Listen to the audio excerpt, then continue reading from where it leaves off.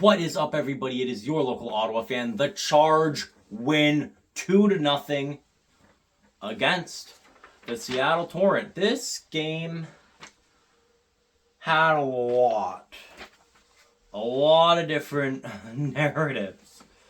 I think the biggest narrative by far was penalties. It was a parade to the penalty box. More so for the Charge, but honestly for both teams. I gotta go right to the penalties. First period. Ottawa, cross-checking, 2 minutes, Vasco goes to the box. Then Seattle, and a Wilgring, interference, 2 minutes, goes to the box. Then Ottawa, Vasco, boarding, 2 minutes, goes to the box. Then Seattle, Hillary Knight, hooking, 2 minutes in the box. That is just the first period. That is 2 penalties per team. 4 penalties total. Some games don't have that. We are just getting started. In the second period, Brooke McQuigg holding for Ottawa. Seattle, Julia Gosling hooking. For Ottawa, Catherine Riley slashing. For Ottawa, Brianne Jenner for interference with a literal second left to go in the period. We aren't done because of the third period. The hits just keep on coming. By the end of the second period, we have taken 5 penalties. They have taken 3. Most games don't see that. Most games don't see 8 penalties. Most teams do not see 5 penalties in a game. That is a rare occurrence. Third period. Teralova. Hey, Teralova. How you doing, Teralova? Hooking. 2 minutes in the box. Now that's not, wait, no, that one's not in the box. Sorry, I was wrong. That's a penalty shot.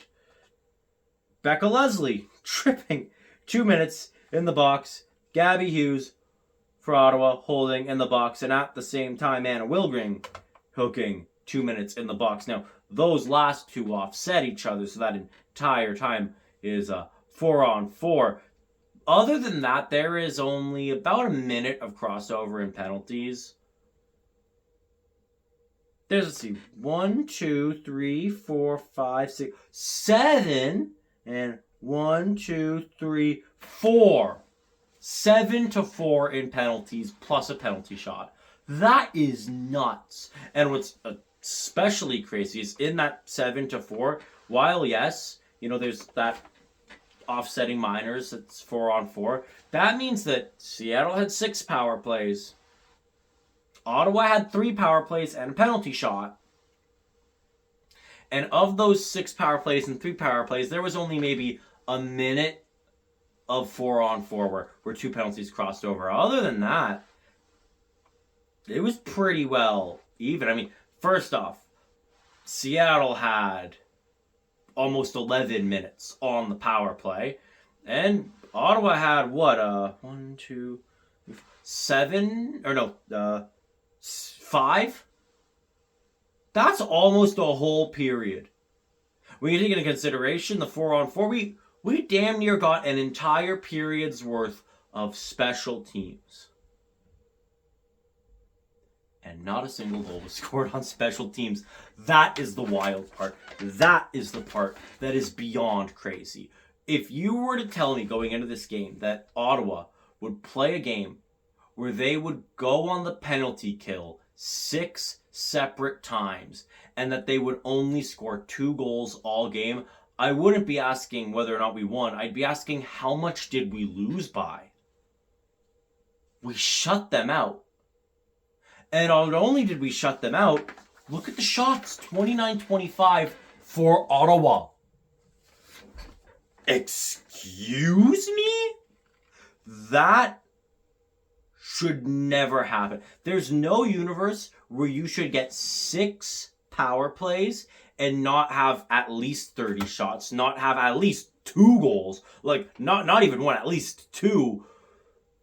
Who does this speak more of? Honestly, I do think that this is a testament to our defensive ability. That is an amazing penalty kill. We better not do it ever again for the rest of the season. I mean, all the alarm bells should be raised over taking this many penalties, but at the same time, What a way to stick with it. What a way to stick with your game.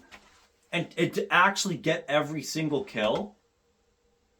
And to stay with them, like, competitively. Shots in the first period, we fully dominated them. We more than doubled them. It is impressive that it was only a 1-goal game. It easily could have been out of hand at the end of the first period. Shots were 15-7 in our favor. But look at the second and third periods.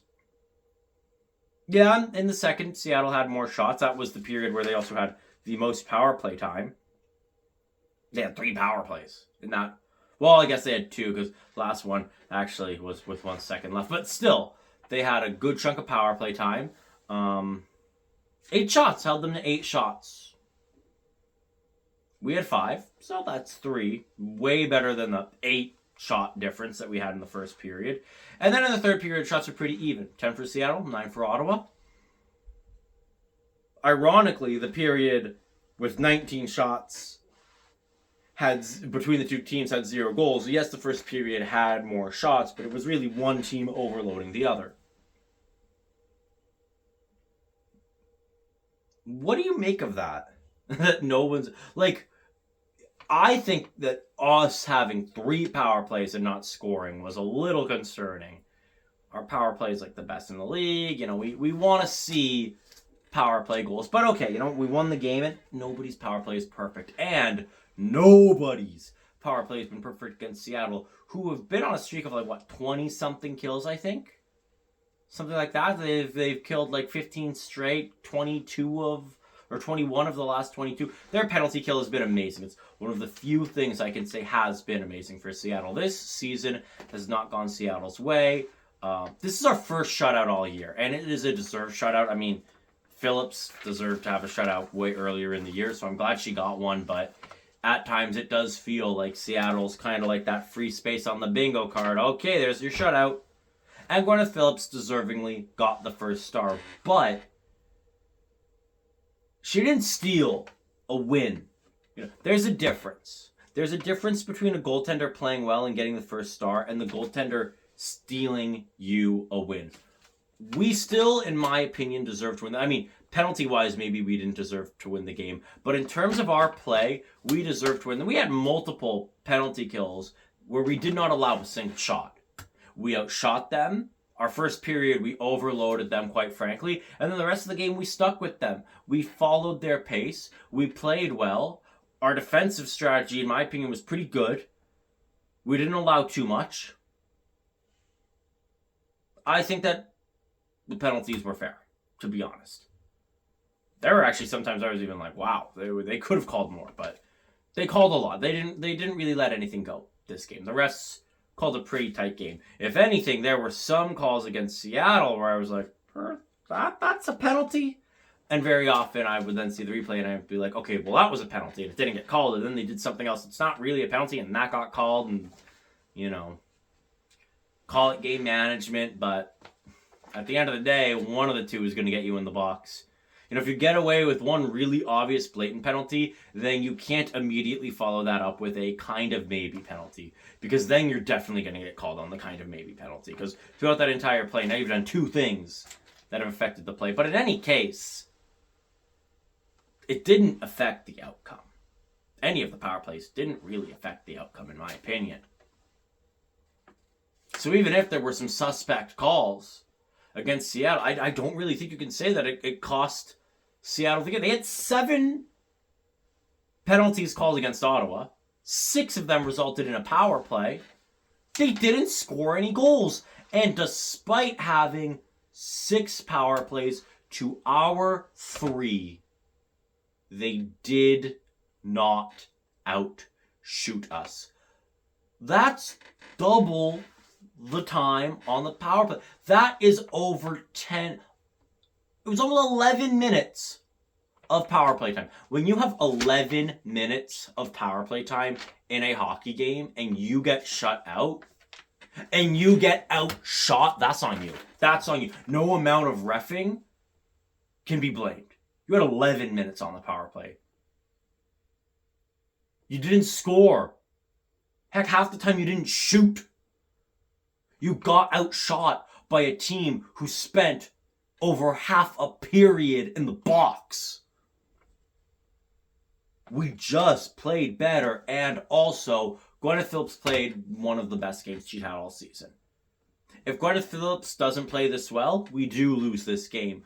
But it's one of those things where both things were true, where everything needed to work, where our goaltending needed to show up and play really well and deliver a strong, solid performance in order for us to get this win. And also, the rest of the team did its job. We got some goals.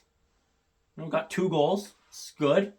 The defense did not allow them to completely overload us, especially when we went on the penalty kill. That's the one thing where we didn't do our job. We took way too many penalties. We got sloppy with it. We got lazy with it. And, we've got a game against Toronto. That is massive. And I'm going to talk about, the ripple effects that this game has for the league moving forward. That game in Calgary against Toronto is the most impactful game of the season, potentially. That could be the game that will decide the playoffs, depending on how it goes. And if you take that many penalties against the Scepters, you will lose. We won't win if we take that many penalties against Toronto. Against Seattle, sure, they've been struggling as of late. Toronto, you're done. So let's talk about the ripple effects. First off, what this does for Seattle, this really puts them out of it. Let's be honest. They are 11 points out. They've got 7 games left. Yeah, that's 21 points.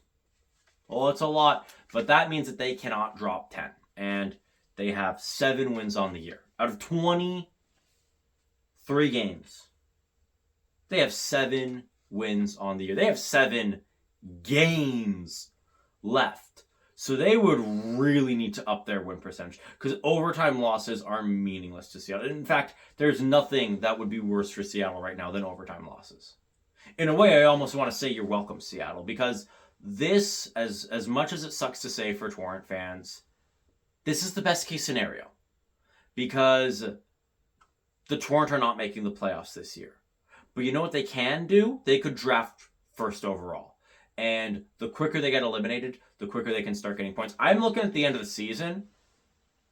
Those last few weeks, Vancouver, Seattle play twice. New York, Toronto play twice. Now, we don't know if New York, Toronto, and Vancouver are going to be fighting for playoff spots or not. But there is a world where, after April 14th, it's all locked up. Who's in and who's out. And now it's a fight for first.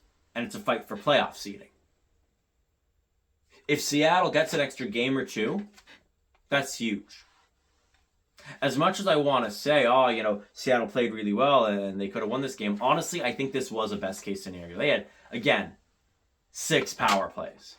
And they mustered 25 shots. And they got shut out again. It's been a rough season for Seattle. But they've gotten their wins here and there. And depending on when you get eliminated, in the past 2 seasons, 1 win is all it took. 1 point is all it took to get that first overall. I think it'll take a bit more than that this year. But 7 games left, if you get eliminated with 5 left, yeah, you could get 1 or 2 wins, or at least a win and an overtime loss. And that might be enough to lock up, a first overall draft pick. But Seattle's at 22 points. They are 11 points out. And we face them pretty soon. So we could really just ice it. If we beat them, that would put them, assuming we don't get any points in the other games, which, knock on wood, hopefully we do. But even if we don't, we could put ourselves up, let's see, 36. That would be 14 points with 6 games left, and that's a fool's errand. And again, we face Toronto and Montreal before we see them, and they have games. They're in dire straits. Toronto. They were scaring me, and I'm feeling a bit more confident. This is the most confident I've been all season in the Charge. And I've been confident before. First off, we talk about, the first 6 games, 1-5. Look at what they've done since then. We have 15 wins on the year out of 23 games. We have 10 losses. You get rid of the first 6 games, we have 12 wins and 5 losses. We have been playing 600 hockey. In terms of wins, I get points percentage, yes. You know, we have 7 overtime wins and 5 regulation wins, but still 5 regulation wins in the past, oh gosh, I'm bad at math, past 17 games. In the past 17 games, we have 5 regulation wins and 5 total losses and 7 overtime wins. So I look at that, and then I look at the 9 wins that the Scepters have, and I say, who's more likely to get, say, 4 wins the rest of the season? Ottawa or Toronto? Ottawa with 7 games, Toronto with 6. Who's more likely to do that? Because 4 wins probably puts us over the top. And I think that's very feasible. We face Toronto in Calgary. We face Montreal at the CTC, so it's going to be rocking. It's not going to be like a game against the Habs. This is going to be a majority Charge fans. Like, when I say majority, at least 75%. Like, there aren't really going to be go Montreal, go chants like there would be at a Habs game in Ottawa. Like, this is different. Yeah. In Ottawa, a big reason why Habs fans are able to take over is because there's a lot of Habs fans who live in Ottawa. Like, we like to sometimes delude ourselves into this belief that, oh, it's because of all those darn Habs fans who are driving in from Montreal. No, it's not the Habs fans driving in from Montreal. It's the Habs fans driving in from Orleans and Barhaven and Cumberland and Gatineau. It's those Habs fans that go to... Because when the Sens play 41 home games a year and only 2 of them are against Montreal, if you live in Ottawa and you're a Montreal fan, are you going to go to, 5 or 6 games between 2 teams you don't care about, or 1 or 2 games when the team you cheer for is playing? But most of those Habs fans who live in Ottawa are Habs fans because their parents were Habs fans. And their parents were Habs fans. And it's something that they've inherited. It's because they were Habs fans before the team even exists. They're 50. They've been a Habs fan 20 years before the Sens even were a thing. And then PWHL got started and they said, well, I live in Ottawa, so I guess I'm an Ottawa Charge fan. It's going to be majority Charge fans. So we got game in Calgary, game at home against Montreal. Hopefully with that home crowd advantage, we can get something out of it. Then we face Seattle at home. We face New York at home. Our only away games are Boston and Toronto. And of course, we also face Toronto at home. Yeah, I think that 12 points is a reasonable ask. The rest of at least 10 points is a reasonable ask. And if you ask me, is 43 points going to be enough to do it? I think so. I really think so. And if Ottawa beats Toronto in regulation, after winning this game in regulation, we're now 2 points ahead of them with a game in hand. If we beat them in regulation, we would have a game in hand and we would be 1 regulation win behind Toronto for tiebreaker. We get that regulation win, we would hold the tiebreaker. If we win our next 2 games in regulation, we beat Toronto in Calgary in regulation, we beat Montreal in the CTC in regulation, we would give ourselves an 8-point cushion with the tiebreaker and 5 games to go. And I think that could do it. Now, if Toronto wins, if we lose both games in regulation, we are right back to dire straits, right back to, oh my goodness. But we've got an opportunity to kind of put it out of reach.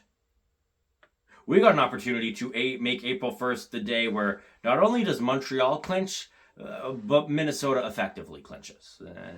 And like, it would take a really weird way of Ottawa winning very specific games and Toronto winning very specific games in specific ways. Like, oh, when they face each other, so many games have to go to overtime. We could just put that to bed. We have given ourselves opportunity again. And this was another game where I don't think we played our best. I mean, we took 7 penalties. But if we clean it up, we could do some damage. New York is spiraling. They've lost 9 of their last 10. Yes, I get 6-2. But they're spiraling. They are falling off a cliff. They are quickly becoming completely out of the playoff race. Why does this keep happening to New York? I don't know. I hate to see it, honestly. Like, right now I love to see it. Like, yay, woohoo, it's good for the Charge. But as a fan of the PWHL as a whole, oh my goodness. I think this is now like the first real meme of the PWHL. Like, you know, the NHL, it's like, not the Leafs lose in the first round, you know? Or, Minnesota lost in the first round, or the Leafs lose Game 7, or, you know, the Sens lose in Game 7. They've lost every Game 7 they've played. Or, Buffalo is never making the playoffs. Now, obviously, that meme is dying, but, you know, reoccurring stories. If the Oilers lose in the finals again, oh my goodness, the meme economy will be at an all-time high. I think this is the meme. The New York mid-season collapse, because it runs like clockwork.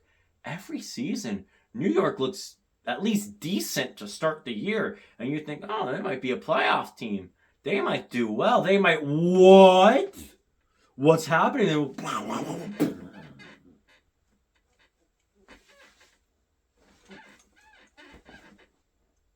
Okay, well, once it happens. Okay, you go on a losing streak, it tanks your season. It happens. Okay, next season, they're doing pretty well. They're doing way better than last season. They're going to make the...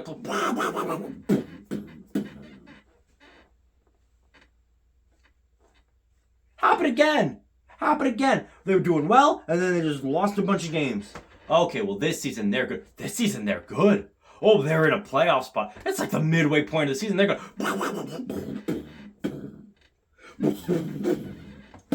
blow it up. Every season. Oh, my goodness. What's in the water? I gotta know what's going on. As a fan of the PWHL every season, I'm like, I kind of hope New York makes it this year. If it comes down to Ottawa or New York, obviously I'll take Ottawa, but it'd be nice. And now I'm like, will it ever happen? Will we ever see the Sirens make the playoffs? Or will they always be a playoff team and then just hit that landslide? Because they are in the middle of an epic collapse. I'm a power ranker. I have them dead last in my power rankings. For those of you that follow the subreddit, I've got them dead last. Because is there any team that, like, I right now, even after watching this game, I would take Seattle over New York to win a game. If it was played tomorrow. Vancouver is kind of clawing their way back into the fight. But is it too little too late? I don't know. And again, Vancouver has 8 wins. New York has 8 wins. We have 13. That's significant. That's a major difference. 5 games. So again, I ask, who do you think is going to be able to get, the next 10 points out of 21, the next 11 points out of 21, the next 13, 14 points out of 21? Because I do think we've got 21 points on the table. I do think that 14 is more than feasible for this team. And now we've got 2 huge games, massively important. And just the last thing I want to briefly touch on is going into these games. Seattle has had a tough season. They have an amazing fan base. 16,586. First off, we better see that number or more at the CTC. Don't get me. I get that it's far, and when we're at LeBreton Flats, it better be different. But wow. This is just a regular season game.